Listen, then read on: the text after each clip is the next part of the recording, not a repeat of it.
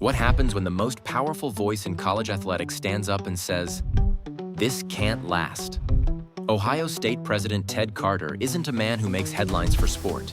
He's a retired Navy Vice Admiral, someone trained to assess threats and speak plainly. So when he sat down with 10 TV Columbus in February 2026 and said 4 words, "It is not sustainable," the college sports world stopped and listened. Here's the situation. Under the House versus NCAA settlement, which reshaped college athletics starting July 2025, schools can now share up to $20.5 million annually directly with their athletes.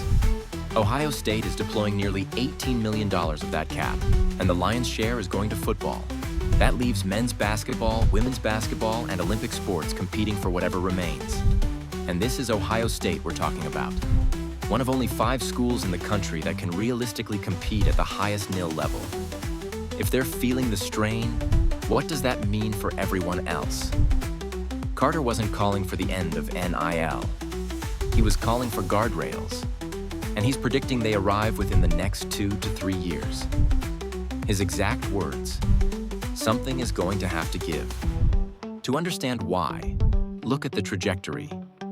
The total NIL market hit $1.67 billion in 2024 to 2025, and it's on track to exceed $2 billion as revenue sharing ramps up. Texas A&M athletes alone received $51.4 million in NIL revenue in a single 12-month period. That was nearly triple the year before. Texas Tech has roster players being called NIL millionaires, backed by booster Cody Campbell, who reportedly directed $7 million just to the defensive line. Meanwhile, 54 Division I schools have opted out of revenue sharing entirely. Programs are cutting sports, not as a last resort, but as a survival strategy. Grand Canyon dropped men's volleyball after a Final Four run. Sonoma State shut down its entire athletics program. St. Francis University is stepping down from Division I to Division III, citing, quote, "the realities of pay for play."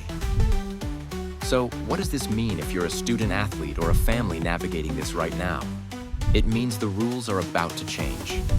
Again, the programs chasing the biggest NIL numbers today may look very different in 2027 or 2028. Athletes who built sustainable brands, kept compliance tight, and developed skills beyond sports will have options that others won't. Think of yourself as a business, not just a player, a business that can weather market shifts. Because that's exactly what's coming. Ted Carter's warning isn't a reason to panic. It's a reason to prepare. The guardrails are coming. The question is, will you be ready when they arrive?